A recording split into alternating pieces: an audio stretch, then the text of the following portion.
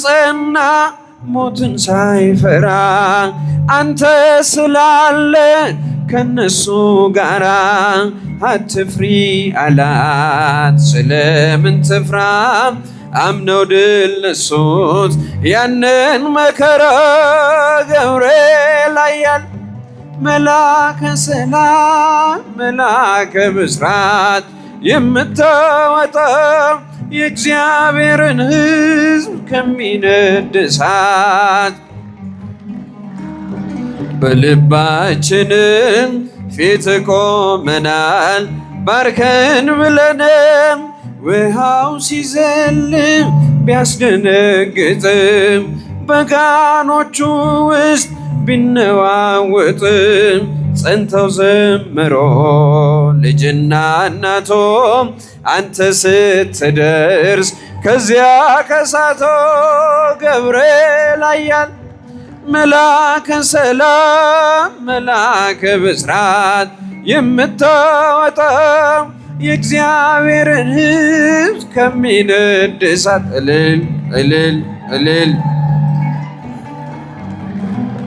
ፊት ቆመናል ባርከን ብለንም። እኔም አምናለው አድነኝ ብዬ ቆመህ አማልደኝ ከቸር ጌታዬ። ክፉውን ዘመን የማልፍበትን ጽናትን ስጠኝ ድል ልንሳበት። ገብርኤል ኃያል መላከ ሰላም መላከ ብስራት የምታወጣ የእግዚአብሔርን ሕዝብ ከሚነድ እሳት ፍቅር ተስሏል በልባችን ባርከን ብለን። እኔም አምናለው አድነኝ ብዬ ቆመህ አማልደኝ ከቸር ጌታዬ። ክፉውን ዘመን የማልፍበትን ጽናትን ስጠኝ ድል ልንሳበት።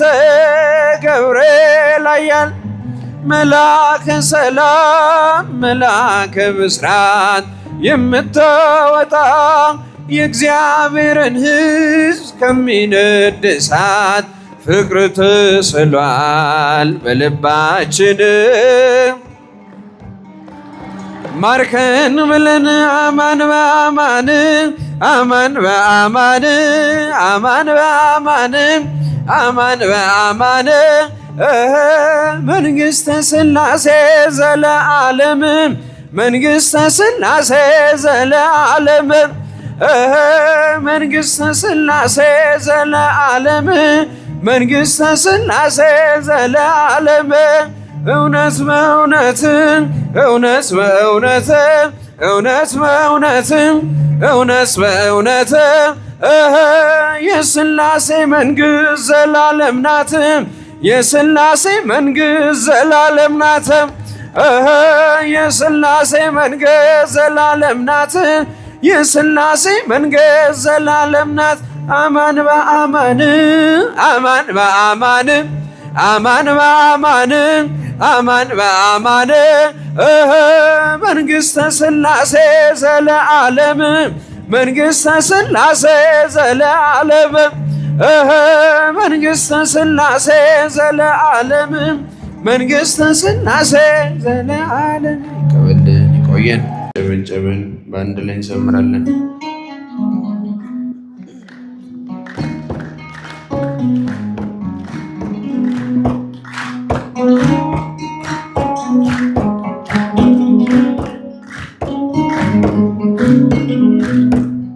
ናና አማኑኤል ና መድኃኒቴ ጽድቅህን አልብሰኝ ይቅር መራቆቴ። ናና አማኑኤል ና መድኃኒቴ ጽድቅህን አልብሰኝ ይቅር መራቆቴ። የምሕረት አባት የቸርነት ጌታ አማኑኤል ፊትህ ተመላ አማኑኤል ሁሌ በይቅርታ አማኑኤል ካለው ፍቅር በላይ አማኑኤል አባት ለአንድ ልጁ አማኑኤል አምላክ ይወደናል አማኑኤል አይጥለንም ከእጁ አማኑኤል ናና አማኑኤል እልል እልል እልል ጽድቅን አልብሰኝ ይቅር መራቆቴ ናና አማኑኤል ና መድኃኒቴ ጽድቅን አልብሰኝ ይቅር መራቆቴ መድኃኒቴ ልብል ድኛለው በሞተ አማኑኤል ቁስሌ ተፈውሷል አማኑኤል በቁስል በሞተ አማኑኤል ስሸት አቀፍከኝ አማኑኤል ስወጋ ዓይኔ በራ አማኑኤል በፍቅር አወጣኸኝ አማኑኤል ከዚያ ከመከራ አማኑኤል ናና አማኑኤል ና መድኃኒቴ ጽድቅህን አልብሰኝ ይቅር መራቆቴ ናና አማኑኤል እልል እልል እልል ጽድቅህን አልብሰኝ ይቅር መራቆቴ አንተ ከኔ ጋር ነህ አዎ ከኔ ጋር አማኑኤል ድል አርግልኛል አማኑኤል የጭንቄን ተራራ አማኑኤል በጉባኤ መሃል አማኑኤል አፌ አንተን አወጀ አማኑኤል የከበረ ደምህ አማኑኤል ነፍሴን ስለዋጀ አማኑኤል ናና አማኑኤል ና መድኃኒቴ ድል ይባላል፣ ይጨበጨባል፣ ይመሰግናል። ይቅር መራቆቴ ናና አማኑኤል ና መድኃኒቴ ጽድቅህን አልብሰኝ የድንግሏ ፍሬ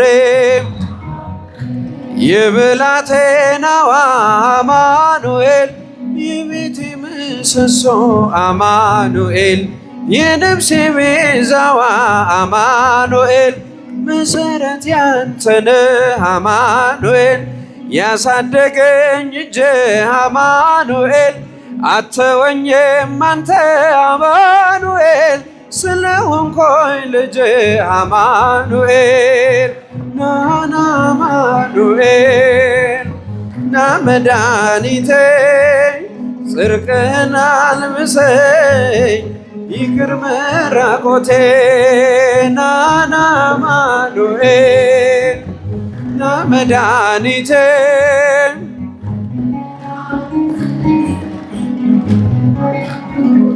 የመንገዴ መሪ ፈውስነ ለሕመሜ ገብርኤል ስትመጣ በዛልኝ ሰላሜ ደስታን አብሳሬ ተሸክመ ዜና ዛሬም ለአገራችን ምስራች ይዘና ደስታን አብሳሬ ተሸክመ ዜና ዛሬም ለአገራችን ምስራች ይዘና ገብርኤል ገብርኤል መልአከ ራማ እስኪ እልልታ ለመላኩ ገብርኤል መልአከ ራማ ስንጠራ ፈጥነ ድረስ ድምፅህን እንስማ ትንቢቱ ሲፈጸም ዘመኑ ሲያበቃ ከቀናት ሳትዘገይ ሳይጎድል ደቂቃ ወደ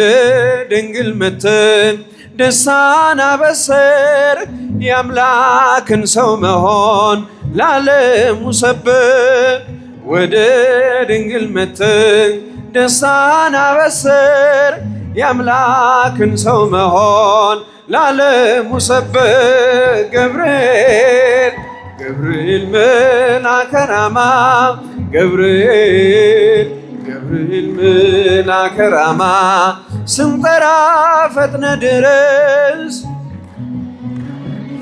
ከውሃና ከእሳት ከሞት አመለጦ በእሳቱ መካከል ለጥፋት ቢሰጦ አንተ ባለህበት በየትኛውም ስፍራ ምንም ቦታ የለው ሞትና መከራ አንተ ባለህበት በየትኛውም ስፍራ ምንም ቦታ የለው ሞትና መከራ ገብርኤል ገብርኤል መልአከ ራማ ገብርኤል ገብርኤል መልአከ ራማ ስንጠራ ፈጥነ ድረስ የመንገዴ መሪ ፈውስነ ለሕመሜ ገብርኤል ስትመጣ በዛልኝ ሰላሜ ደስታን አብሳሬ ተሸክመ ዜና ዛሬም ለአገራችን ምስራች ይዘናል ደስታን አብሳሬ ተሸክመ ዜና ዛሬም ለአገራችን ምስራች ይዘና ገብርኤል ገብርኤል መልአከ ራማ ገብርኤል መልአከ ራማ ስንጠራ ፈጥነ ድረስ አንግበናይቱ ቅድስት ኢየሉጣ ስላንተ ትመስከር እስከ ልጇ ትምጣ እሳት ነገብርኤል ነበልባል አስወጋጅ የአምላክን መወለድ ለዓለም ምታወጅ እሳት ነገብርኤል ነበልባል አስወጋጅ የአምላክን መወለድ ለዓለም ምታወጅ ገብርኤል ገብርኤል መልአከ ራማ ገብርኤል ገብርኤል መልአከ ራማ ስንጠራ ፈጥነ ድረስ ሰላም ሰላም ለኪ ማርያም ሰላም ለኪ ሰላም ሰላም ለኪ ማርያም ሰላም ለኪ የሕይወት መሰረት የፍጥረት አለኝታ ድንግል አደራሽን ሁኝልን በከታ ሰላም ለኪ ሰላም ሰላም ለኪ ማርያም ሰላም ለኪ ሰላም ሰላም ለኪ በላይ ሰብዳን ብዙ ነፍሳት ፍቶ ያንቺን ስም ለጠራ ጥርኝ ውሃ ሰጥቶ ሰላም ለኪ ሰላም ሰላም ለኪ ማርያም ሰላም ለኪ እልል እልል እልል እልል ማርያም ሰላም ለኪ ተማጽነንብሻል በአማላጅነትሽ ድንግል ሆይ አደራ አማልጅን ከልጅሽ ሰላም ለኪ ሰላም ሰላም ለኪ ማርያም ሰላም ለኪ እልል እልል እልል እልል ማርያም ሰላም ለኪ እኛም ብንከተል በጎ ምግባርን በሰላም በጤና እንኖራለን ሰላም ለኪ ሰላም ሰላም ለኪ ማርያም ሰላም ለኪ ሰላም ሰላም ለኪ ማርያም ሰላም ለኪ እኛም ብንከተል በጎ ምግባርን በሰላም በጤና እንኖራለን ሰላም ለኪ ሰላም ሰላም ለኪ ማርያም ሰላም ለኪ ሰላም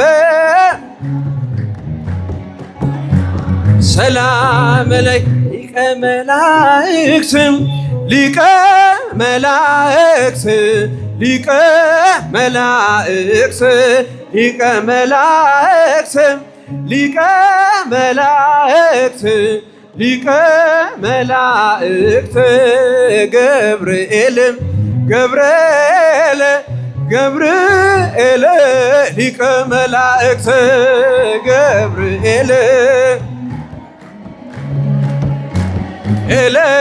ሊቀ መላእክት መጋቤ ሐዲስ መጋቤ ሐዲስ መጋቤ ሐዲስ መጋቤ ሐዲስ መጋቤ ሐዲስ መጋቤ ሐዲስ ገብርኤል ገብርኤል ገብርኤል መጋቤ ሐዲስ ገብርኤል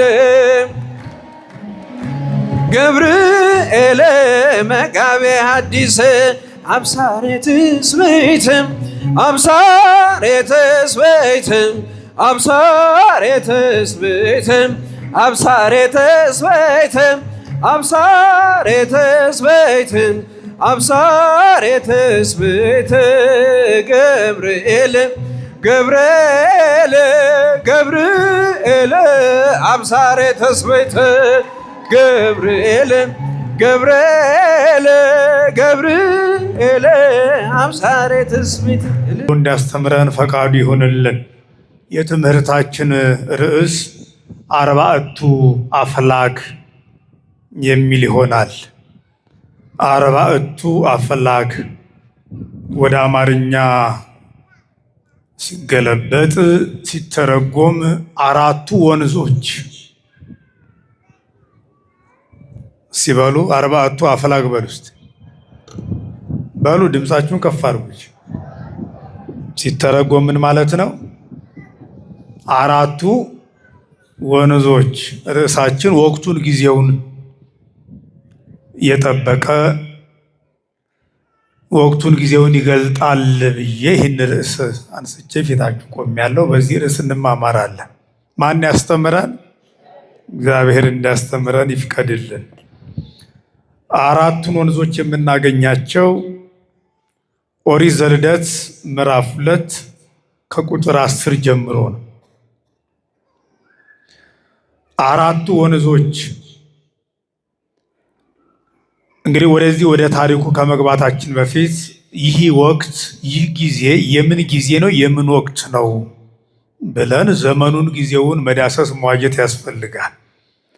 ቤተ ክርስቲያናችን ወቅቱን የጠበቀ ጊዜውን የዋጀ ስርዓት አምልኮ ታከናውናለች፣ ትዘምራለች፣ ትቀድሳለች፣ ታስተምራለች፣ ትጸልያለች። ከሐምሌ ቂርቆስ ወይንም ከነገ ከሐምሌ ገብርኤል ጀምሮ ያለው ወቅት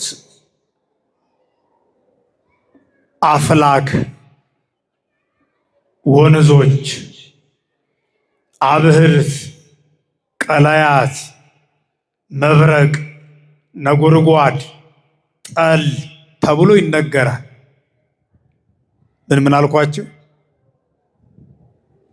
እንኳን ለሐምሌ ገብርኤል ዋዜማ እንኳን አደረሰን አደረሳችሁ። ሲመላኩን አመስግኑ። አሁን ከነገ ጀምሮ መብረቁ ይባርቃል፣ ነጎድጓዱ ይነጉዳል። አብህርት ቀላያት ማለት ወንዞች ውሃዎች ይሞላሉ። እንደዚህም ነው አራቱ ወንዞች ብለን ያነሳ ነው ርዕሳችን ወቅቱን ጊዜውን የጠበቀን ያለው ለዚሁ። ቤተ ክርስቲያናችን ስለ ወንዞች ትጸልያለች። ሁልጊዜ በቅዳሴዋ ላይ በእንተ ዝናማት ናስተበቁ ከመ እግዚአብሔር ይፈኑ ዝናብ ሀበ ዘይትፈቀድ መካን፣ በሚሻበት ቦታ እግዚአብሔር ዝናቡን ያዘንብ ዘንድ ስለ ዝናብ ውሃ እንማልዳለን። ምን እንላለን? እግዚአብሔር በሚሻበት ቦታ የምሕረቱን ዝናብ ያዝንብልን። ዝናብ ጠፍቶ አሁን ሱባኤ ላይ ያለ ነው አይደለ? የምህረቱን ዝናብ ለሁላችንም ይስጠን። ቤተ ክርስቲያን ስለ ዝናብ ውሃ ትጸልያለች። ይህ ብቻ አይደለም። በእንተ ማያተ አፍላክ ናስተበቁ ከመ እግዚአብሔር ይምላ ኪያሆን እስከ መስፈርት ወአቅ የወንዙን ውሃ ምላልን ብለን እግዚአብሔር እነሱን እስከ ልካቸውና እስከ ወሰናቸው ይመላ ዘንድ ስለ ወንዝ ውሃ እንማልዳለን። ስለምን ወንዝ አለ? ይኸው ርዕሳችን እንዳሰሰው ማለት ነው። ስለ አራቱ ወንዞች ማለታችን። ስለ ወንዝ ውሃ እንለምናለን፣ እንማልዳለን። በእንተ ፍሬ ምድር ናስተበቁ ከመ እግዚአብሔር የሀባ ፍሬሃ ለምድር ለዘር ወለማይረር። ስለ ዝናብ ብቻ አይደለም፣ ስለ ወንዝ ውሃ ብቻ አይደለም። ሰማይ ዝናብ ለዘር ጠል ለመከር ይሰጥ ዘንድ ምድርም የዘሩባትን እንድታበቅል የተከሉባትን እንድታጸድቅ እግዚአብሔር የሰማዩን መስኮት ከፍቶ የምሕረቱን ዝናብ እንዲያዘንብ ለዘርና ለመከር ሊሆን እግዚአብሔር ለምድር ፍሬዋን ይሰጣት ዘንድ ስለ ምድር ፍሬ እንማልዳለን። ስለምን ፍሬ? አዎ የተዘራው በቅሎ እዛው ደርቆ እንዳይቀር፣ በቡቃያ በጽጌ ብቻ በአበባ ብቻ እንዳይቀር ፍሬያማ እንዲሆን እግዚአብሔር እንዲያደርገው በዝናብ አብቅሎ በፀሐይ አብስሎ እንዲመግበን እግዚአብሔርን ምን እንላለን? እንለምናለን። ስለ ወንዝ ውሃ እንለምናለን። በሚሻበት ቦታ ዝናቡን ይሰጥ ዘንድ እንለምናለን። ስለ ምድር ፍሬ እንለምናለን። ልመናችንን ተቀብሎ የወንዙን ውሃ፣ የሰማዩን ዝናብ፣ የበቀለውን ፍሬ እግዚአብሔር ፍሬያማ ያድርግልን። እንግዲህ እንደዚህ ወቅቱን የጠበቀ ምስጋናና ጸሎት ኦርቶዶክሳዊቷ ጥንታዊቷ ታሪካዊቷ ቤተክርስቲያን ትጸልያለች። በዚህ ጉባኤ ላይ 40ቱ አፍላግ አራቱ ወንዞች ብለን ያነሳንበት ምክንያትም የቤተ ክርስቲያን አንገብጋቢ ወቅታዊ ጉዳይ ወቅቱንና ጊዜውን የዋጀ በመሆኑ እንግዲህ ሙሉ ታሪኩን አነበዋለሁ። ወንዝም ገነትን ያጠጣ ዘንድ ከኤዶም ይወጣ ነበር። ከዚያም ለአራት ማዕዘን ይከፈል ነበር። የአንደኛው ወንዝ ስም ኤፌሶን ነው አለ። ማን ነው? ስንት ወንዞች ነው ያለው? ርዕሳችን 40ቱ አፍላግ ነው ያለው። ከ40ቱ አፍላግ ከአራቱ ወንዞች አንደኛው እና የመጀመሪያው ስሙ ማን ነው? ንገሩኝ። ኤፌሶን። እርሱም ወርቅ የሚገኝበትን የኤውላጥ ምድርን ይከባል። የዚያችም ምድር ወርቅ ጥሩ ነው።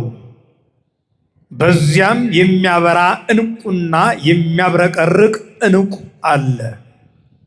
የሁለተኛውም ወንዝ ስም ግዮን ነው አለ። ስንተኛው ነው? ማን ነው ስሙ? ይሄም ግዮን ከገነት ተነስቶ ገነትን አጠጥቶ መዳረሻው የኢትዮጵያን ምድር ሁሉ ይከባል። የማንን ምድር? ይገርም ነው። ለካ የኢትዮጵያ ወንዝ የገነት ወንዝ ከገነት ተነስቶ መዳረሻው ኢትዮጵያ ላይ ሙሴን የጻፈው መጽሐፍ ቅዱስ ነው የሚናገረው፣ ማንም ሰው አይደል።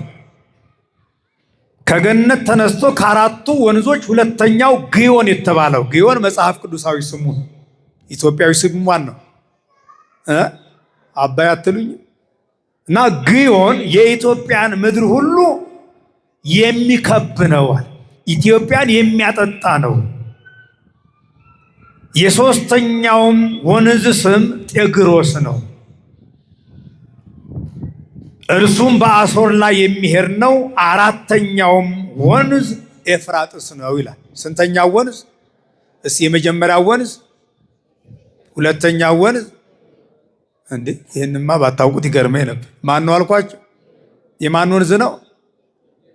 የኢትዮጵያ ወንዝ። እንዴ ምን ነው ዝም አለ? የማን ወንዝ? ወደ ሱዳንም ወደ ግብፅ ማይሄድ የኢትዮጵያ ወንዝ። ሶስተኛው አቤት ጤግሮስ፣ አራተኛው ኤፍራጥስ። እነዚህ ናቸው። ርዕሳችን 40ቱ አፍላግ አራቱ ወንዞች እነዚህ ናቸው። ወዴት እንደሚፈሱ ወዴት እንደሚሄዱ መነሻቸውን መዳረሻቸውን ሙሴ ጽፏል።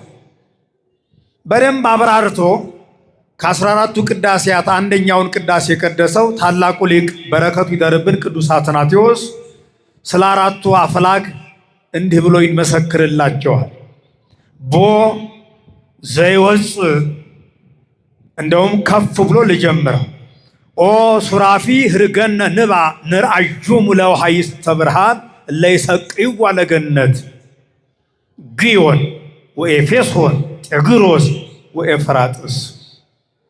ሱራፊ ሆይ እባክህ አንድ ጊዜ ተወን፣ ገነትን የሚያጠጧት የብርሃንን ወንዞች። ማንን የሚያጠጡ? የምን ወንዞች? የብርሃን ወንዞች። እነዚህም አለና ሲዘረዝራቸው ምን አለ ቅዱስ አትናቴዎስ? ግዮን ማን ነው አለ? ኤፌሶን፣ ጤግሮስ፣ ኤፍራጥስ። እባክህ ገብተን ወደ ገነት አንድ ጊዜ በሩን ከፍተን ገብተን ገነትን የሚያጠጡ የብርሃናት ወንዞችን እባክህ እናያቸው ዘንድ ተወን፣ ናፍቀውናል። አዎ የገነት በር ተዘግቶ የለ 5500 ዘመን።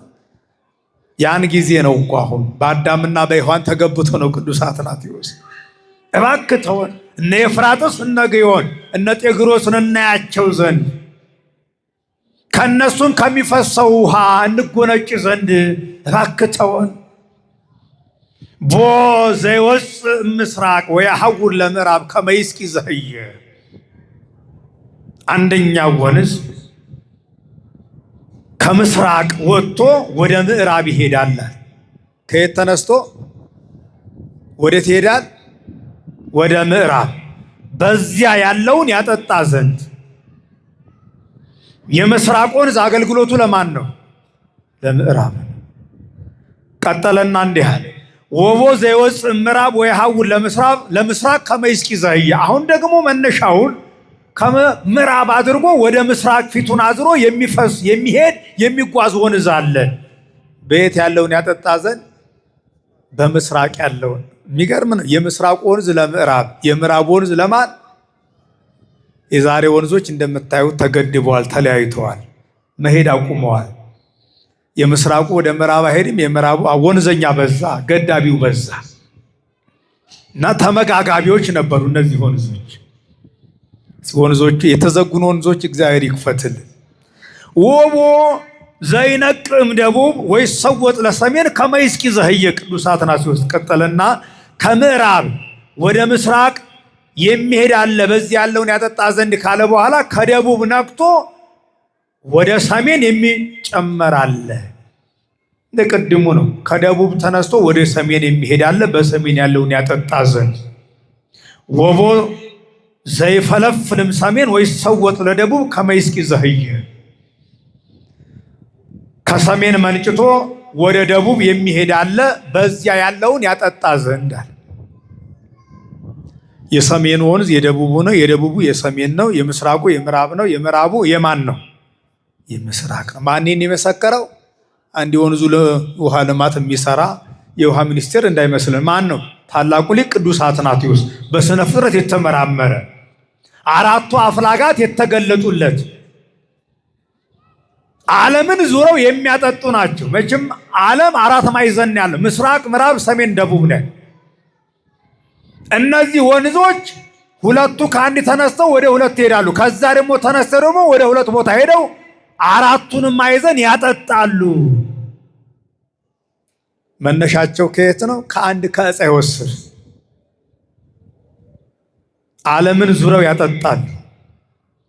እነዚህ አራቱ አፍላጋት ዓለምን ካጠጡ በኋላ የጠረቁ እጽዋትን፣ ዛፎችን ከድርቅ ንስሐ ከልምላሜ ንስሐ ወደ ጽጌ ትሩፋት ከጽጌ ትሩፋት ወደ ፍሬ ክብር ያደርሳሉና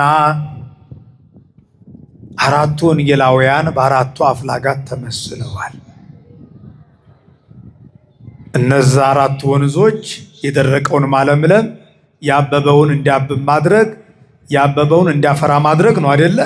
ወንጌላውያኑም በኃጢአት የደረቀውን ዓለም ወደ ልምላሜ ንስሐ መመለስ፣ ከልምላሜ ንስሐ ወደ ጽጌ ትሩፋት፣ ከጽጌ ትሩፋት ወደ ፍሬ ክብር ማብቃት። ይሄ ነው ወንዞች፣ አራቱ ወንዞች ተብለው እንዲሰየሙ እንዲጠሩ ያደረጋቸው ይሄ ነው። እነዚህ አራቱ አፈላጋት አሁንም በአራቱ ነፋሳት ይመሰላሉ። በስንት ነፋሳት?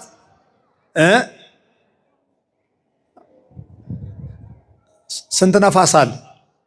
አቤት 4 12 ነፋሳት አሉ። ይጠቅማቸዋል። ማስታወሻ ያዙ፣ ጻፉት። መሰረታዊ ትምህርት ነው። ቅዱስ ዳዊት ዘያወጽኦሙ ለነፋሳት እመዛግብቲሆሙ፣ ነፋሳትን መጥኖ ለክቶ ከየሳጥናቸው የሚያወጣቸው እርሱ ነው ይላል። 6ቱን በምዕራብ 6ቱን በምስራቅ ያኖራቸዋል።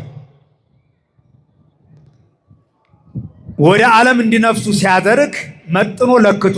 በሙሉ ኃይል ከወጣማ ፎቅ አይኖርም፣ ሰውም ቆሞ አይሄድ። ነፋስ ለሁለት ጉዳይ ያስፈልጋል። የተተከለው የበቀለው ያበበው ለፍሬ እንዲደርስ እንዲገዝፍ ፍሬ እንዲነሳ የሚያደርግ አዝሬት አትክልት እንዲያብቡ እንዲያፈሩ የሚያደርገው በነፋስ አማካኝነት። ሁለተኛው እኛ የሰዎች ልጆች ቁመታችን የሚረዝመው በነፋስ አማካኝነት። እስመ ነፋስ ዘንስቦ ለቁመተ ሥጋነ እስመ ነፋስ ያገዝፎ ለፍሬ። በዝናብ ያበቅለዋል፣ በነፋስ ያገዝፈዋል፣ በፀሐይ ያበስለዋል።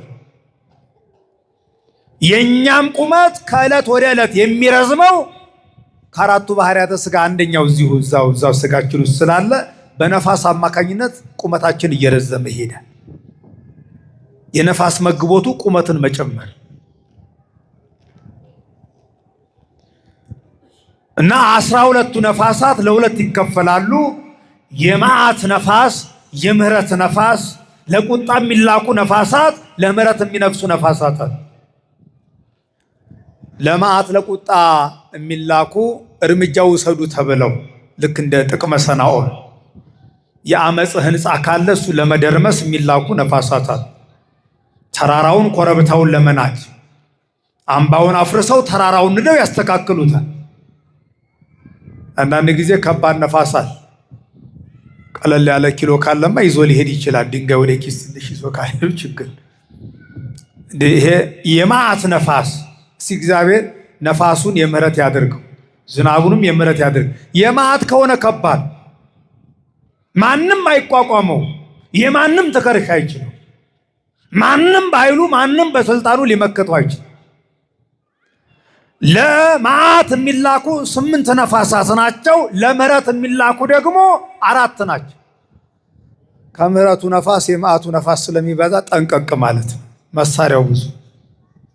ቲቪ በሽታ፣ ይህ ብርድ በሽታ ወጋኝ ቆረጠመኝ የምትለው ይሄ ነው። ነፋስ እኮ ታዲያ ሌላ ምን አለ? ዶክተሩ ሐኪሙ ስም እያመጣ አዳዲስ ስም ይሰጣል እንጂ ያው ስሙ አይደለም። ብርድ አይደለም የሚባለው። ይሄ እኮ ነው የምህረት የነበረው ነፋስ። ስናምፅና ከእግዚአብሔር ጋር ስንጣላ የቁጣ ይሆናል። ውሃን ጠጣዋለን አይደለ? ኃጢአት ከሆነ ደግሞ በንፍሯ ይቀቅለናል። ማዕበል ጎርፎን ይወስደናል። ለምህረት የነበረውን ለመዓት ያደርገዋል። ችግር የለበትም እግዚአብሔር። ስለዚህ የምህረት አድርገው ብሎ መለመን፣ የምህረት እንዲሆን ደግሞ ምግባር ሃይማኖቱን ይዞ መኖር የኛ ድርሻ እና ለመዓት የሚላኩ 8 ነፋሳት ናቸው። ግን ለአራቱ አፍላጋት ለአራቱ ወንጌላውያን ምሳሌ የሚሆኑት እነማን ናቸው? አራቱ ነፋሳተ ምህረት። የምህረት ነፋሳት በአራቱ ወንዞች በአራቱ ወንጌላውያን ይመስላል። ሌላው በአራቱ ከዋክብት ይመሰላሉ። እነዚህ አራቱ አፈላጋት በስንቱ ትልልቅ ከዋክብት 4 ናቸው። ችም ከዋክብት ደግሞ ይቆጠራሉ ወይ? ኮከብ ቆጣሪ ይባላል በተለምዶ። ግን ማንም አይቆጥር። ዘይህልቆሙ ለከዋክብት በምልኦሙ፣ ከዋክብትን ሁሉ የሚቆጥር እግዚአብሔር ብቻ። ማንም አይቆጥራቸው፣ ብዙ ናቸው። አብርሃምን ሆልቆ ወደ ዳርቻም አውጥቶ ወደ ሜዳም ወጥቶ እኮ ቁጠር ብሎታል አይደለ?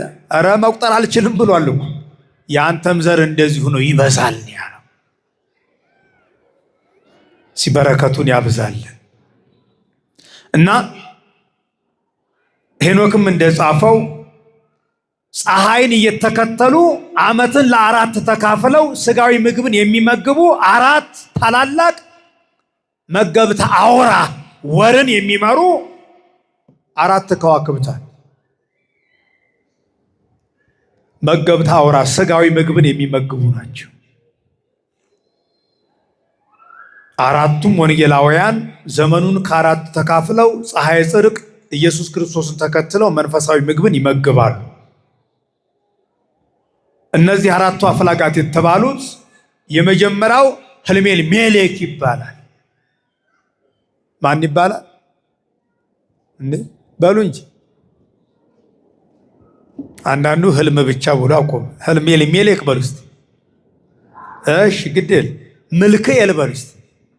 አይ ይሄንማ ተናገሩ እንጂ አራት ፊደል ምልክኤል በሉ። ምልኤል፣ ምልኤል፣ ናርኤል ስመልሱ ጎርመት ግዴለም ተውት። ግዴ ይላችኋል።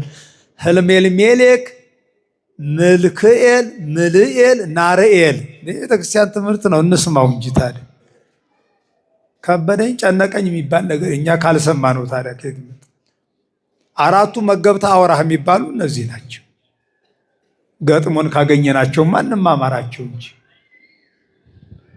ህልሜል ሜሌክ፣ ምልክኤል፣ ምርኤል፣ ናርኤል ናቸው። ዓመቱን ለአራት ይካፈሉታል። ፀሐይን ተከትለው ምግብን ይመግባሉ፣ ስጋዊ ምግብ። አራቱ ወንጌላውያንም ፀሐይ ጽድቅ ክርስቶስን መስለው ፀሐይ ዘኢየዐርብ የማይጠለቀው ፀሐይ፣ ፀሐይን የፈጠረ ፀሐይ ክርስቶስን ተከትለው ዓለምን ዙረው አስተምረው መንፈሳዊ ምግብ የነፍስ ምግብ ቃለ እግዚአብሔርን ይመግባሉ። ሌላው እነዚህ አራቱ ወንዞች በአራቱ ክፍላተ ዘመናት ይመሰላል። በአራቱ ምን አልኳችሁ? በአራቱ ክፍለ ዘመን ዓመት ለአራት ይካፈላል። አራት ክፍለ ዘመን አለ። 90 ቀን ወይንም ጳጉሜን ከጨመርን 91 ቀን ይካፈሉታል። ሶስት ወር ይደርሳቸዋል። ለምሳሌ ከአራቱ አበይት ክፍላተ ዘመን አንደኛውና አሁን ያለንበት ወቅት ከአራቱ ባሕርያተ ሥጋ አንደኛው ውሃ የሚሰለጥንበት የሚገዛበት ላዩም ታቹም ቀኙም ግራውም ውሃ የሆነበት ከሰኔ 26 እስከ መስከረም 25 ድረስ ያለው አሁን ያለንበት ዘመን ምን ይባላል? ንገሩኛ። ዘመነ ክረምት፣ የክረምት ዘመን፣ የውሃ ዘመን፣ የጉም ዘመን፣ የአፍላቅ፣ የአብህርት፣ የቀላያት፣ የመብረቅ፣ የነጎድጓድ፣ የዘር፣ የጉም ዘመን። ዘመነ ክረምት ምስጢረ ትንሣኤ ሙታን ይሰበክበታል። ክረምት ቢዘገይም አይቀርም። የዓለም መጨረሻ የክርስቶስ መድረሻም አይቀርም። በክረምት ዘር ይዘራል። የተዘራው ዘር ይበቅላል፣ የተተከለው ይጸድቃል። የተዘራው ዘር እንደሚበቅለው ሁሉ በምጽአተ ክርስቶስ በምስጢረ ትንሣኤ ሙታንም ጊዜ በመቃብር የተዘራው የሰው አካል፣ የሰው ሥጋ፣ የሰው አጽም ይሰበሰባል፣ ይነሳል። ዘሩ እንደመዘራቱ የሰው ልጅ ይሞታል፣ ይቀበራል። ዘሩ እንደመብቀሉ የሰው ልጅ ተቀብሮ አይቀርም፣ ይነሳል። እና ምስጢረ ትልቁ የቤተ ክርስቲያናችን ምስጢር የምስጢራት ምስጢር የሆነው ምስጢረ ትንሣኤ ሙታን በዚህ ወቅት ይነገራል። ዘመነ ክረምት የውሃ ወቅት ነው። ከአራቱ ወንጌላውያን አንዱ ቅዱስ ማርቆስ በዘመነ ክረምት ይመሰላል። እየሰማችሁ ነው ወይ? ማን ይመሰላል? ሌሎቹን አናያቸውም። አንደኛውን ብቻውን ክረምት አሁን አንደኛውን ምሳሌ ብቻ አይተን ወደ ርዕሳችን ነው የምንሄድ። በዘመነ ክረምት ቅዱስ ማርቆስ ይመሰላል ስንል ዝም ብለን አይደለም። ዘመነ ክረምት የውሃ ወቅት ነው ብለናል አይደለ? ቅድም የዝናብ ወቅት ነው። ቅዱስ ማርቆስም ወንጌሉን የሚጀምረው በውሃ ነው። ወዮሐንስኒ ሀሎ ያጠምቅ በሄኖን በቁርበ ሳሌም በማይዶተ ዮርዳኖስ። ዮሐንስ መጥምቁ ዮሐንስ በመጸነስ በመወለድ በማስተማር 6 ወር የቀደመው በሄኖን አውራጃ በኢየሩሳሌም የንስሐ የዝግጅት ጥምቀት ያጠምቅ ነበረ ብሎ ዮሐንስ በሚያጠምቀው በዮሐንስ ጥምቀት በውሃ ነው ወንጌሉን የጀመረው ማርቆስ። ስለዚህ ቅዱስ ማርቆስ ወንጌሉን በውሃ ስለጀመረ በዘመነ ክረምት በውሃው ወቅት ተመስሏል። ቀጣይ ዘመነ መጸው የነፋስ ወቅት ነው። ቅዱስ ሉቃስ ይመሰላል። ለምን ሉቃስ በነፋስ ወቅት ተመሰለ ካልን በነፋስ በተመሰለ በመንፈስ ቅዱስ ወንጌሉን ይጀምራል። መንፈስ ቅዱስ ይመጽእ ኃይሌኪ ወኃይለ ልዑል ይጼልለኪ ብሎ መንፈስ ቅዱስ በላይሽ ይመጣል የልዑል ኃይል የሚያድርብሻል ብሎ በሥርዓተ ቅዱስ ገብርኤል ትጸንሲ ትወልዲ ብሎ ያበሰራትን ድንግል ማርያምና ክርስቶስ ድንግል ማርያምና መልአኩ ቅዱስ ገብርኤል የተነጋገሩት ወበሳዲስ ወር ተፈነወ ገብርኤል መልአክ ብሎ እመቤታችን ክብሯን፣ ንጽሕናዋን፣ ቅድስናዋን፣ ልዕልናዋን የመልአከ ብስራት የቅዱስ ገብርኤልን አብሳሪነት በሰፊው ወንጌላዊ ቅዱስ ሉቃስ ስለጻፈ በነፋስ በዘመነ መጽለወ ጠወለገ የነፋስ ወቅትን። ሶስተኛው ዘመነ ሐጋይ ነው። ሶስተኛው ክፍለ ዘመን ደረቅ የሚሆንበት የፀሐይ ወቅትን የአሸዋው ግለት የፀሐዩ ንረት የሚታይበት በዚህ ቅዱስ ዮሐንስ ይመሰላል። ቀዳሚው ቃል ብሎ በፀሐይ በተመሰለ በምስጢረ ሥላሴ ወንጌሉን ስለሚጀምር በፀሐይ ተመስሎ። ሌላው አራተኛው የዓመቱ ክፍለ ዘመን ዘመነ ጸደይ ይሁብ ዝናመ ተወን የበልግ ዝናብ የሚዘንብበት ገበሬ ሞፈር ቀንበሩን የሚያዘጋጅበት ዘር ለመዝራት ወደ እርሻ የሚወጣበት የተስፋውን ደመና የሚያይበት የዘር ወቅት ነው። የምን ወቅት ነው? የበልግ ዝናብ ይባል የለ እንዴ? እነሆ ረሳችሁት። ከተማ ስትገቡ የምን ወቅት ይባላል? በዚህ ደግሞ የሚመሰለው ቅዱስ ማቴዎስ ነው። ለምን? ማቴዎስ 13 ላይ ምሳሌ ዘርን አምልቶ አስፍቶ በሰፊው ስለጻፈ በዘመነ ዘር ቅዱስ ማቴዎስ ይመሰላል። እነዚህ ናቸው እንግዲህ ዘመነ ክረምት፣ ዘመነ መጸው፣ ዘመነ ሐጋይ፣ ዘመነ ጸደይ። እነዚህ የዓመቱ አራቱ ክፍላተ ዘመናት በአራቱ አፍላጋት በአራቱ ወንጌላውያን ይመሰላል። እነዚህ አራቱ ወንዞች በአራቱ ባህርያተ ሥጋ ይመሰላል። ባህርያተ ሥጋ ስንት ናቸው? ምን? እሳት፣ ነፋስ፣ መሬት፣ ውሃ። እነዚህ አራቱ ወንዞች በአራቱ ኪሩቤል ይመሰላሉ። ኪሩቤል ስንት ናቸው? 4 ናቸው። ኪሩቤል ይትመሰሉ አምሳለ ዲያቆናት ወሱራፌል ይትመሰሉ አምሳለ ቀሳውስት። ኪሩቤል ነገደ ገብርኤል ወሱራፌል ነገደ ሚካኤል እሙንቱ። እነዚህ አራቱ ኪሩቤልን የሚመራ ቅዱስ ገብርኤል፣ ካህናተ ሰማይ ሱራፌልን የሚመራ ደግሞ ቅዱስ ሚካኤል፣ መንበር የሚሸከሙ በዘፈቀደ የሚገለጥባቸው በጸጋ የሚያድርባቸው ወሙሉአን እምንቱ አይንተ እምቅድም ወእምድኅር ከታች እስከ ላይ አይኖችን የተሞሉ ማለት ከራስ ፀጉር እስከ እግር ጥፍር ድረስ አይንን ተሞሉ ማለት አይደለም። መጻያትን ኃላፊያትን ያውቃሉ፣ አዋቂዎች ናቸው ለማለት። 6 ክንፍ አላቸው። አራቱ ኪሩቤል ምን ናቸው? እስቲ የሥላሴን ስዕል ካያችሁ ከአንገት በላይ ምን አለ? ገጸ ግደለም ብእሲ በሉ። የመጀመሪያው ገጸ ብእሲ ማለት ስለ ሰው የሚለምን ማለት ነው። እሱ ግን ማነው? ኪሩብ ነው፣ መልአክ ነው። ሁለተኛው ገጸ ላይም ላምን ይመስላል። እሱ ደግሞ ስለ ቤት እንስሳት፣ ስለ እንስሳት ሁሉ የሚለምን የሚጸልይ። ሶስተኛው ገጸ አንበሳን አንበሳን ይመስላል። በምድረ በዳ ያሉትን ሁሉ ተናክሰው ተባልተው እንዳያልቁ ደህንነታቸው ተጠብቆ ውሃ ጠጥተው ሳር ተጎንጭተው ሳር ነይተው ውሃ ተጎንጭተው እንዲኖሩ ተግባብተው እንዲኖሩ የሚለምን ነው። በሥላሴ ዘንድ ገጸ አንበሳ እሱ መልአክ ነው። አራተኛው ገጸ ንስር ነው።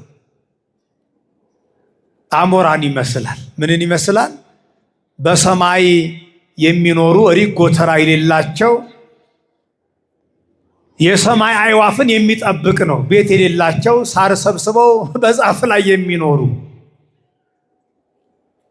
የሰማይ አዕዋፍን እንዲጠብቅ ስለ ሰማይ አዕዋፍ የሚጸልይ ነው። ገጸ ብእሲ፣ ገጸ አንበሳ፣ ገጸ ላህም፣ ገጸ ንስር። እነዚህ አራቱ ኪሩቤል በአራቱ አፍላግ ይመሰላሉ። መላእክት ናቸው። ተፈጥሯቸው እንደ መላእክት ነው። መሞት መታመም የለባቸውም። ሕያዋን ሆነው ፈጣሪያቸውን ሲያመሰግኑ ፍጡራንን ሲያማልዱ ይኖራሉ። እኛን የሚያማልዱ እነዚህን የሚመራ ማን ነው?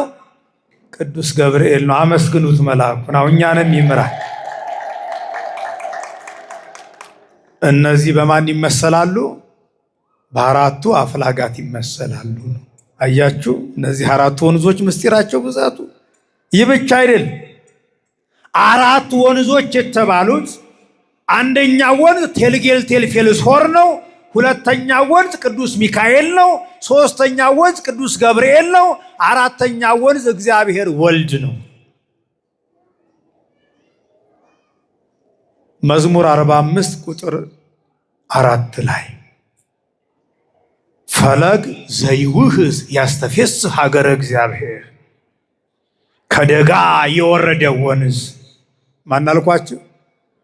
ደገኛው ወንዝ፣ ከደጋ የወረደ ወንዝ ሀገረ እግዚአብሔር ኢየሩሳሌምን ደስ ያሰኛታል፣ አዝሪቱን አትክልቱን አጠጥቶ። ይህ ወንዝ የተባለው ከጊዜያችን አንጻር ወይ ወፅ አብይ ፈለግ እምባይር ዘውቱ ንጉሠ ፋርስ ዘስሙ ቴልጌል ቴልፌልሶር፣ ከፋርስ የሚወጣ መነሻውን ፋርስ አድርጎ መዳረሻውን ደማስቆ ኢየሩሳሌም ላይ ያደረገ ልክ እንደነዛ እንደ አራቱ ወንዞች ቴልጌል ቴልፌልሶር የሚባል ትልቅ ወንዝ ነበር ይላል። ወንዝ ስላችሁ ቴልጌል ቴልፌልሶር ወንዝ ነው ማለት አይደለም። በምሳሌ የመጣ ነው። ንጉሥ ነው ቴልጌል ቴልፌልሶር። እስኪ በሉ ቴልጌል ቴልፌልሶር በሉ እስኪ። ጉድ መጣ። አንዳንዱ ቴሌ ይላል። ግድ የለም ተውት፣ አትጨነቁ። በጣም ደግ ንጉሥ፣ ቀና ንጉሥ ነው። የሰው ደም እንደ ጎርፍ ሳይፈስ የሰው ነፍስ እንደ ቅጠል ሳይረግፍ ኢየሩሳሌምን የታደገ ታላቅ ሰው ነው። እንደ በጣም ታሪኩን ቀንጨብ አድርገን ለመተረክ ያህል የሁለቱ ነገድ ንጉሥ አካዝ ይባላል። ማን ይባላል? የአስሩ ነገድ ንጉሥ ፋቁሔ ወልደ ሮሜልዩ ይባላል። በይሁዳና በሰማርያ መካከል ሬማት ዘገለዓድ የምትባል ሀገራት ድንበር ላይ ያለችው ለብዙ ሰዎች ደም መፋሰስ የሰው ነፍስ እንደ ቅጠል መርገፍ ምሳሌ የሆነች ሀገር። መቼም ድንበር ላይ አስቸጋሪ ነው። ያው ዛሬም እያየን እየሰማን ሀገራችን ላይ ያለ ስለሆነ ሬማት ዘገለዓድ የምትባል ሀገር የሁለቱ ነገድ ንጉሥ ሲበረታ የሁለቱ ነገድ ንጉሥ ይገዛታል። የአስሩ ነገድ ንጉሥ ሲበረታ የአስሩ ነገድ ንጉሥ ይገዛታል። ይቻውን ሬማት ዘገለዓድ የምትባለው ሀገር ያለችው በሰማርያው ንጉሥ በአስሩ ነገድ ንጉሥ በፋቁሔ እጅ ናት። ታዲያ ስጋት ገባውና ከዕለታት አንድ ቀን እንዲህ አለ። እየሰማችሁ ነው። እንዲህ ብሎ ጻፈ። የሁለቱ ነገድ ንጉሥ የለም፣ አሁን ሰራዊትም እያበዛ ኃይልም እየሰበሰበ ጉድ ሊያደርገኝ ነው። ስለዚህ ከድንበር አገር ጦር መሰብሰብ አለብኝ ብሎ መሳሪያ መግዛት አለብኝ ብሎ ወደ ሶርያው ንጉሥ ወደ ረአሶን መልእክት ላከ። ምን ብሎ? ይህን ሀገር ታውቃለህ፣ የአባቴ ሀገር ናት፣ በውርስ ያገኘኋት ናት፣ ግን ስጋት ገብቶኛል። አንተ ይችን ሀገር አስገዛልኝ፣ አጽናልኝ፣ እኔ ደግሞ ለአንተ እገዛለሁ፣ ብዙ ወርቅና ብር እሰጥሃለሁ፣ በቃ ለአንተ እንገዛልናል። የሚገርም ነው። ለስልጣን ለክብር ሲባል ሀገርን መሸጥ አይገርምም? ሀገሬን እሰጣለኋል። የስልጣን ጥማት ከባድ። ናና አርዳኛል። ማን ነው እንዲህ አለው? የአስሩ ነገድ ንጉሥ ነው። ወዴት? ወደ ሶርያው ንጉሥ ወደ ረአሶን። በደንብ ታሪኩን አዳምጡ። የሁለቱ ነገድ ንጉሥ ደግሞ ይህንን ይሰማል። ከውጭ ሀገራት ጋር ከጥፋት ጋር ተባብሮ ሁለቱን ነገድ ሊያጠፋ፣ ይሁዳን ሊያጠፋ፣ ኢየሩሳሌምን ሊያጠፋ ነው ብሎ ወሶበ ሰማ ዳዊት ደንገጸት ነፍሱ ወነፍስተ ኩሉ ሕዝቡ። ዳዊት ያለው አካዝን ነው፣ የዳዊት ዘመድ ስለሆነ። አንድም ስመ ሞክሼ ይላሉ መተርጉማን። ዳዊትም አካዝም ይባላልና ሰማና ደነገጥ። ህዝቡ ሊጠፋ ነው፣ ደም ሊፈስብኝ ነው። አዎ የእግዚአብሔር ሰው ስለሆነ ስለ ትንሹ ስለ ነፍሳው በጣም የሚቆረቆር የሚጨነቅ ስለ ህዝቡ የሚኖር ስለሆነ በፈሪሃ እግዚአብሔር ህዝቡን የሚመራ ስትጨነቅ እሱ ወደ ወዳጁ ላከ። መቼም በችግር ጊዜ ሁሉም ወዳጁ ነው የሚፈልገውና ወደ ቴልጌልቴልፌልሶር ምናና እርግ ርዳአኒ ወአድኅነኒ እምነዴሁ ለንጉሠ ሶርያ ወምነዴሁ ለንጉሠ ሰማርያ በግድ ባሪያህ በውድ ልጅህ እባክህን አናርዳኝ አለ። ከሰማርያውና ከሶርያው ንጉሥ እጅ አድነኝ አለ። ቴልጌልቴልፌልሶር ይህንን መልእክቱ ሰምቶ ለዋል ደራለ። ምክንያቱም ሰው ችግርን ሰምቶ ድረስልኝ ሲባል ዝም አይባልም። እየሰማችሁ ነው። ዛሬ ጎረቤት ለጎረቤት የፈለገውን ያህል ይጮህ አይሰማም። ድረሱልኝ የሰው አለ እየተባለ ሰው የለም። ምን አለ ብንደርስለት?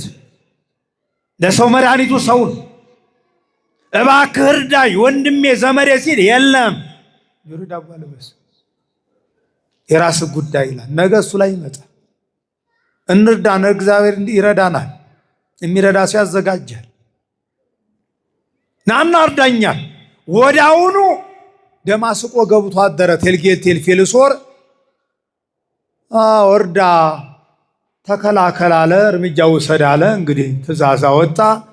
ወዲያውኑ እርምጃ መውሰድ ጀመረ። እነዛ እናጠፋለን ያሉ የሶርያው ንጉሥና የሰማርያው ንጉሥ በፈረስ በሰረገላ ሆነው መቅጠም ጀመሩ።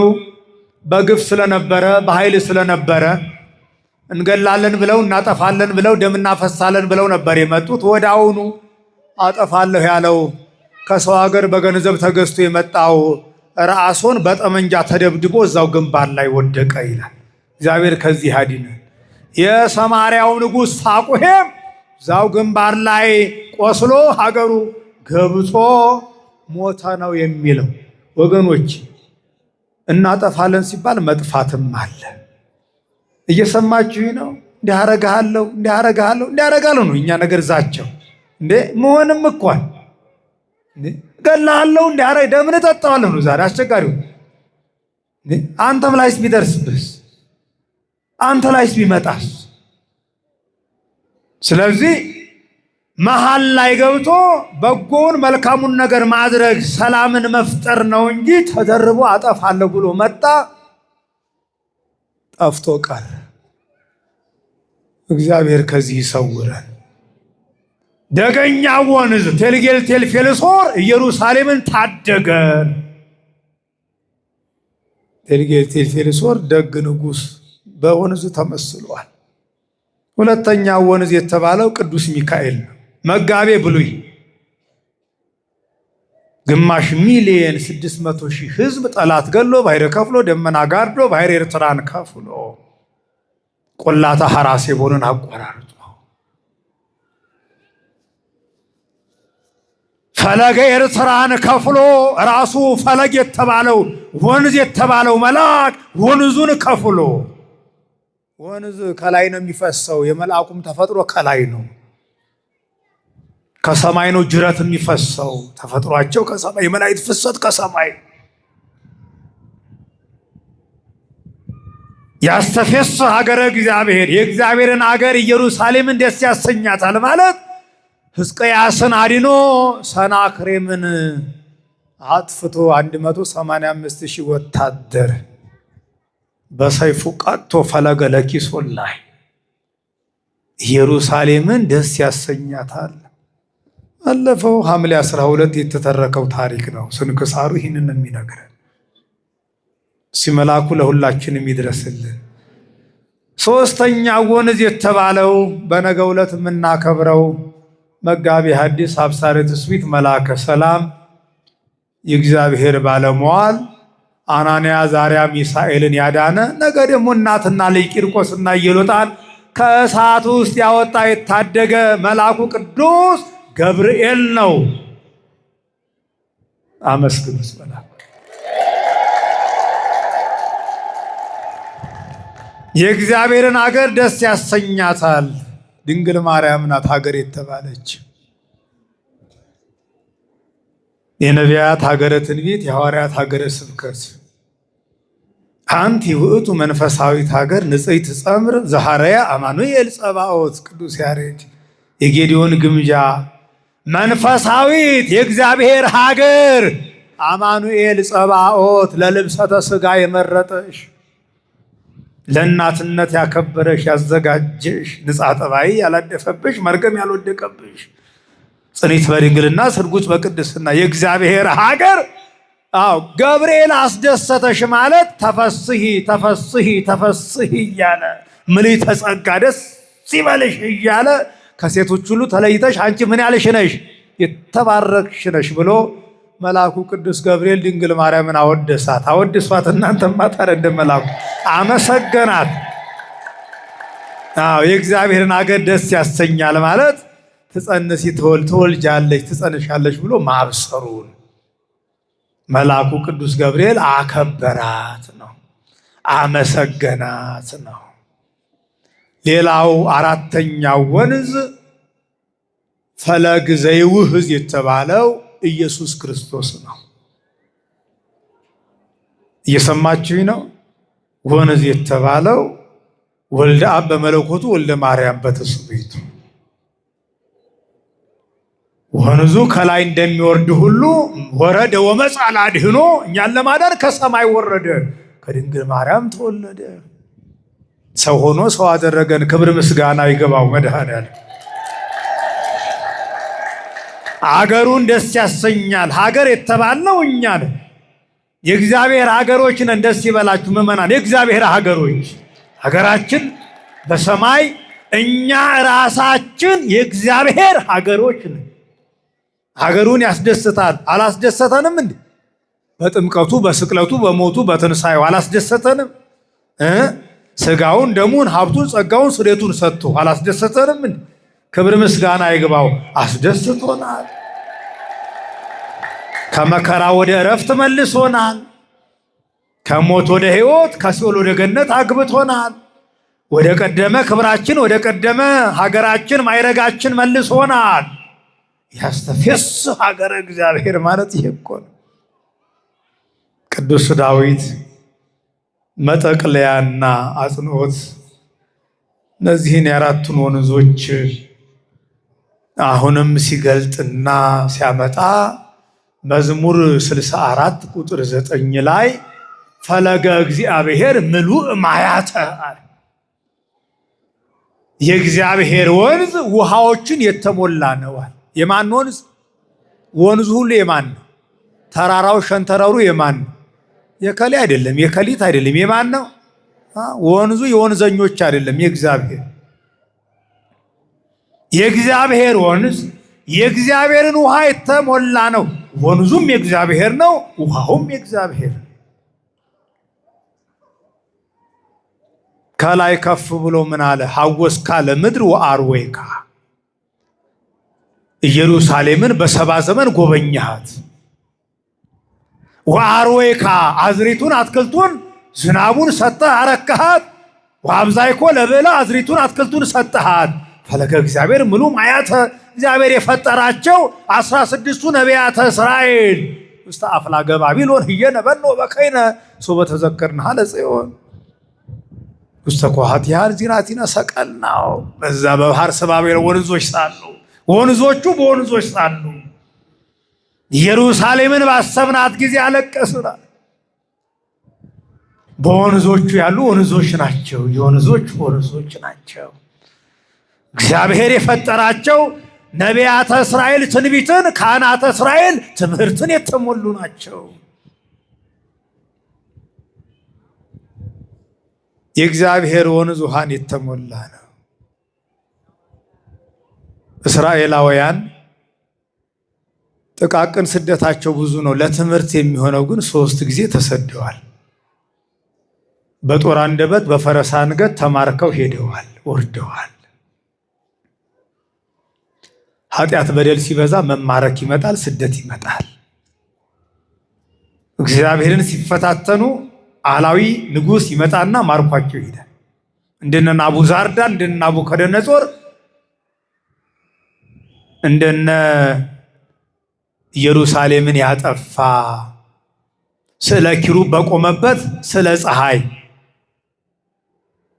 መስዋዕተ በግ በሚሰዋበት መስዋዕተ እሪያ የሰዋ እንደነ አንጥያኮስ እግዚአብሔር ያስነሳል። እና ወደ ፋርስ ባቢሎን ሲወርዱ በአንድ ወቅት ላይ ምን ገጠማችሁ? መቼም እግዚአብሔር ሲጣላ ሁሉም ይጠፋል።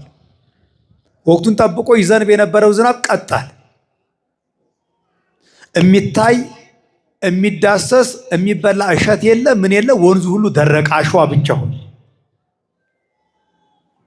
ወገኖች ሐምሌና ነሐሴ አሁን ጥርና የካቲት ሆኖብናል። አሁን ምን ነው በደልና ኃጢአት በዝቶ ይሆን? ወቅቱ ተዛባኩ። የዝናብ ያለህ እያሉ እኮ ነው። ኧረ ወንዙ አሸዋን የተሞላው ውሃ የለም፣ የዝናብም እኮ የለም። መቼም ዝናብና ያው ከተማውን ሆኖ ከተማ አለ እንጂ እኮ ገጠር የለም። እናቶች አባቶች እያለቀሱ ነው ያሉት። እኛ ምን እናልቅስ እንዴ? እሸቱና ጤፉና ምኑ ከዛ እኮ ነው የሚመጣ። እዚህ አስፋልቱ አይታረስ፣ ታክሲው በሬ አይሆን፣ እንዴት ይሆናል እንዴ? ማልቀስ መጸለይ ያስፈልጋል። እንባችን የጋራ ችግራችን የጋራ መሆን ያስፈልጋል። ያለህ እኮ ዛሬ ነገ እንደሌለ ትሆናለህ። ዛሬ የበላህ እኮ ነገ የማትበላበት ጊዜ ይመጣል። መጸለይ ያስፈልጋል። እና ሰማዩ ተከልክሎ ዝናቡ ቆሞ ደመናው ከመዞር ቆሞ ወአሶጡ ቀሳውቲሆሙ ራቃቲሆሙ ልጆቻቸው እማዬ አባዬ የውሃ ያለህ የእንጀራ ያለህ እያሉባቸው እርር ብለው አንጀታቸውን እናት ሲያስቡት እንዴ እናቴ ተራብኩ እናቴ ተጠማሁ እያላት አሁን ልጇ እስቲ ልጅሻው ምንድን ነው የሚበጅሽ? እስቲ ይህንን ዘመን እግዚአብሔር አያምጣ። ከባድ እኮ እንዴ! የራስን እኮ ረሃብ እኮ ይቋቋሙታል። ልጅ ከተራበና ከተጣመ ምንድን ነው የሚኮን? እያለቀሱ እያነቡ የውሃ ያለህ የእንጀራ ያለህ ብለው ወደ ፋርስ ባቢሎን ባዶ ማንቆርቆሪያና ጀሪካን ተሸክመው ወርደዋል። ይሄ ነው ከእግዚአብሔር ጋር መጣላት፣ ረሃብ፣ ችግር፣ መከራ፣ ቸነፈር ነው የሚመጣ። ወደ ፋርስ ባቢሎን ወንዙ ደርቋል። የሚጠጡት የሚያጠጡት አጥተው ወረዱ። 70 ዘመን ከተመለሱ በኋላ ግን ሐወስ ካለ ምድር ኢየሩሳሌምን እግዚአብሔር ጎበኛት። የሚገርም ነው። እግዚአብሔር ስንመለስ ይመለሳል። ቸር አምላክ ነው። አይጨክንም እኮ እግዚአብሔር ርኅሩህ አምላክ ነው። የዘጋውን ሰማይ ከፈተ፣ ዝናቡን አዘነበ። ሰማይ ዝናብ ለዘ ጠል ለመከር፣ ምድርም የዘሩባትን የምታበቅ ፈለገ እግዚአብሔር ሙሉ ማያተ የእግዚአብሔር ወንዝም ውሃን ሞልቶ እየጠጡ ደስ ብሏቸው ወደ ሀገራቸው ተመለሱ ነው። ክብር ምስጋና ለመድኃኔዓለም። ከ70 ዘመን በኋላ እግዚአብሔር ምሕረቱን መለሰ። የበረከቱን ፊት እግዚአብሔር ይመልስልን፣ ገጸ ምሕረቱን ይመልስልን እና ውሃ እየጠጡ ወንዙ ውሃ ሞልቶ ወደ ሀገራቸው ስለተመለሱ ነቢይ ይህንን ሲያይ ተናግረዋል። ለዚህም ነው ትንቢተ ኢሳይያስ ምዕራፍ 43 ቁጥር 2 ላይ እመኒ አዶ ከቀላያት አፍላግን እያሰጥሙ ውሃውን በተሻገርክ ጊዜ ፈሳሾች ወንዞች አያሰጥሙህማ አነ ሀሎኩ ምስሌከ እኔ ካንተ ጋር ነኝና። ልክ ነው። እስራኤላውያን ሰጠቀሎሙ 7 አፍላጋተ ከመ ይክድወን በአሳን ከመ አመ ወፁም ግብፅ 7 አፍላጋት ተከፍለውላቸው እንደ ፈረስ ይጋልብ የነበረው ማዕበል ቆሞላቸው እንደ አስባል ወንዙን ተሻግረው ወደ ሀገራቸው ተመልሰዋል። እኔ ካንተ ጋር ነኝና ወንዙ አያሰጥምህም ብሎ ለአባታቸው ለያዕቆብ የገባውን ቃል ኪዳን እግዚአብሔር ፈጽሞላቸዋል። ወመኒ አዶ ከእሳተ ነበልባልኒ ያውየከ እሳቱን በተሻገርክ ባለፍክ ጊዜ ደግሞ ነበልባሉ አያቃጥልህም። ምኑ አያቃጥልህም? ነበልባል የተባለው የባቢሎን ኑሮ ነው፣ መከራ ነው። እሳቱን ባለፍክ ጊዜ በተሻገርክ ጊዜ ነበልባሉ ምን አይልህም? ማነው? ቅዱስ ቂርቆስ ነው፣ ቅድስት ኢየሉጣ። ይሄው እሳቱን ተሻገሩ፣ እሳቱ አላቃጠላቸውም። ገብርኤል ደርሶ አዳናቸው። አመስግኑት መልአኩ ነው። ተመልከቱ። ወአጥፎ ኃይለ እሳት እምነት ካለ ማዕበሉን መሻገር ይቻላል። አሻጋሪ ጀልባ የለም። እኔ እምነት ካለ የእሳቱን ወላፈን ማጥፋት በሚያቃጥለውት ሳይቃጠሉ መውጣት ይቻላል። የነበልባሉን የእሳቱን ልጓም አፉን አሰሩት። በእምነት እንዲህ ማድረግ ይቻላል። የእግዚአብሔር ወንዝ ምንን የተሞላ ነው? ንገሩኛ። ምንን የተሞላ? ውሃን የተሞላ ነው። እንጠቅልለው። አራቱ አፍላጋት የተባሉት መጻሕፍተ ሐዲሳት፣ መጻሕፍተ ብሉያት፣ መጻሕፍተ ሊቃውንት፣ መጻሕፍተ መነኮሳት ናቸው። የአራቱ ጉባኤያት ምስክር የሚባለው ይሄ ነው። በቤተ ክርስቲያናችን አራት አይናማ ተብሎ የሚሰጠው ስምም ከዚህ የተነሳ ነው እንጂ አንድ መምህር በፊት ሁለት አይን እንደው በዚህ በማንጅራቱ ሁለት አይን አወጣ ማለት አይደለም። አይን የተባለው እውቀት ነው። እየሰማችሁ ነው? እስኪ የእውቀቱን አይን እግዚአብሔር ያብዛል። አዎ የእውቀት አይን። እነዚህን አራቱን ጉባኤያት የተማረ ምስጢር ያደላደለ ጉባኤ ጠየቀ፣ ቀለም በጥብጦ ብዕር ቀርጾ ብራና ዳምጦ መምህራንን ጠይቆ የተማረ ያወቀ አራት አይናማ አራት ወንዝ ይባላል። አራቱ አፍላጋት የተባሉ እነዚህ አራቱ ጉባኤያት ናቸው። በአጠቃላይ አፍላጋት የተባሉ ወንዞች የተባሉ እነዚህ መምህራን ናቸው። የድጓው ወንዝ፣ የቅኔው ወንዝ፣ የቅዳሴው ያቋቋሙ ወንዝ፣ የተጓሚ ወንዞች ምንጩ እንዳይደርቅ። አዎ ወንዝ እኮ ውሃ ከሌለ እኮ ከባድ ነው። ከሀገር እኮ እየሄደ ውሃን ነው የሚያዳርሰው። እነዚህ ወንዞች ከሌሉ፣ የጉባኤው ቤት ከሌለ፣ የአብነት ትምህርት ቤቱ ከሌለ፣ ተጠያቂው መምህር ከሌለ፣ ወንዙ ከሌለ ውሃ የለም። እግዚአብሔር የቤተ ክርስቲያንን ወንዞች በቤተ ክርስቲያን ያኑርልን። አሜን አትሉ? አፍላገ ወንጌሉ ለክርስቶስ የተባሉ ካህናት፣ ዲያቆናት፣ ሊቃውንት፣ መምህራነ ቤተ ክርስቲያን፣ ሊቃውንተ ቤተ እግዚአብሔር፣ ውሉደ ያሬድ፣ ማህሌታውያን ሊቃውንት ናቸው።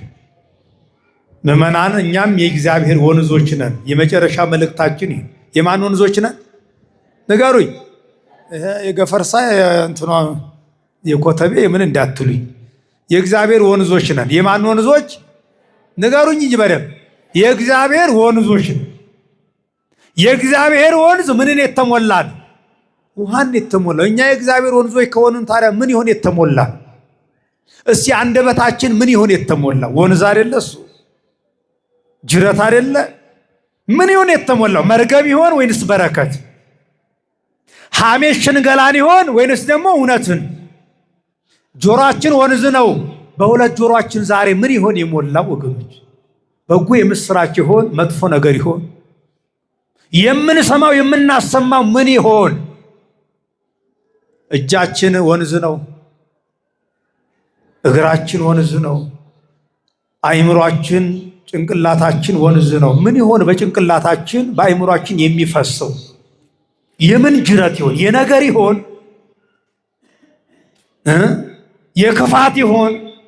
የተንኮል የምቀኝነት ይሆን? የዘረኝነት፣ የጎጠኝነት፣ የወንዘኝነት ይሆን? ምን ይሆን እየፈሰሰ ያለው? በእግዚአብሔር ወንዝ ሰውነታችን፣ አካላችን ላይ ይህንን መመርመር፣ ይህንን መፈተሽ ያስፈልጋል። የእግዚአብሔር ወንዝ የሚሞላው የእግዚአብሔርን ውሃ ነው። የእግዚአብሔር ሰው የሚሞላው የእግዚአብሔርን ምሕረት፣ ይቅርታ፣ ቸርነት፣ ፍቅር፣ ሰላም፣ አንድነትን ነው። ስለዚህ እኛም የእግዚአብሔር ወንዞች፣ የተፈጥሮ ወንዞች ውሃን ሲሞሉ እኛም ደግሞ የእግዚአብሔር ወንዞች ነንና በጎነትን፣ መልካምነትን፣ ፍቅር፣ ሰላም፣ አንድነትን እንድንሞላ እግዚአብሔር ይርዳን። በዓሉ የሰላም የበረከት በዓል ያድርግልን። ወስብሐት ለእግዚአብሔር።